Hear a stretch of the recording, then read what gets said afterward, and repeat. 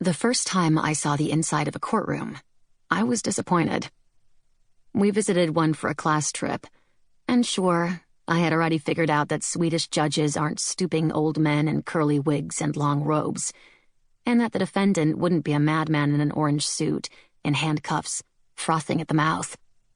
But still, the place looked like something between a medical clinic and a conference center.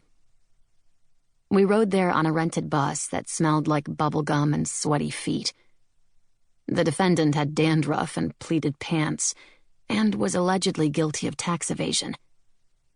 Aside from our class, and Christer, of course, there were only 4 other people there to listen, but so few seats that Christer had to get an extra chair from the hallway outside, so he had somewhere to sit. Today, it's different. We're in the largest courtroom in Sweden. The judges sit on chairs of dark mahogany with high velvet backs. The middle chair's back is taller than the others. That's where the head judge sits. He is called the chairman. On the table in front of him is a gavel with a leather handle. Slim microphones stick up before each seat like bent drinking straws. The paneling on the wall looks like oak, like it's several hundred years old. Old in a good way. There is a dark red carpet on the floor between the seats.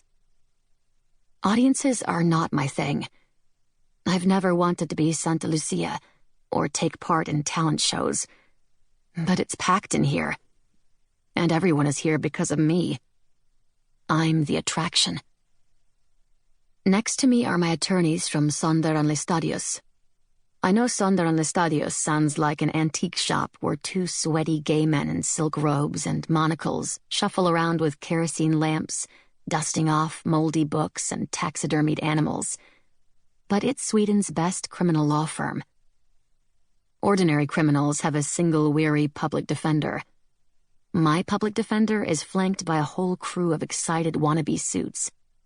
They work into the wee hours at a super fancy office near Skepsfron, have at least 2 cell phones each, and all of them except Sonder himself think that they're part of an American TV show where you eat Chinese food from takeout cartons in an I'm so busy and important sort of way. None of all the 22 people working at Sonder and Lestadius is actually named Lestadius.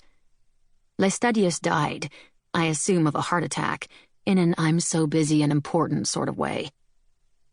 3 of my attorneys are here today. Peter Sonder, the celebrity, and 2 of his colleagues. The younger one is a chick with an ugly haircut and a piercing in her nose, but no ring in it.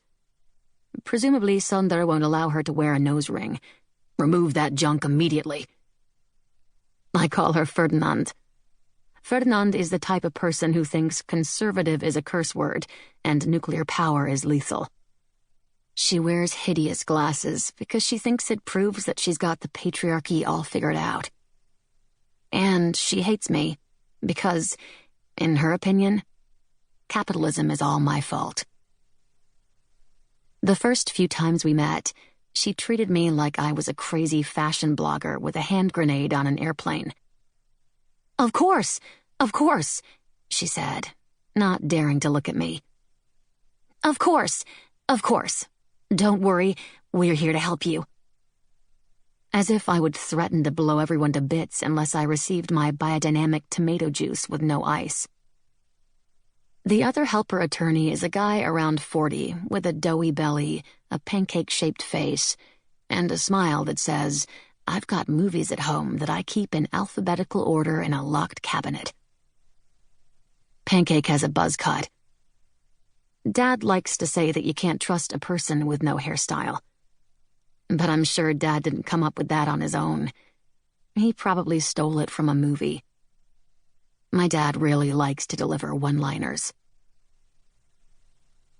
The first time I met Pancake, he rested his eyes just below my collarbone, forced his thick tongue back in his mouth, and rasped in delight. Little girl, what are we going to do? You look much older than 17. He probably would have started panting if Sonder hadn't been there. Or drooling, maybe. Let the saliva drip from his mouth and stain his too-tight suit vest.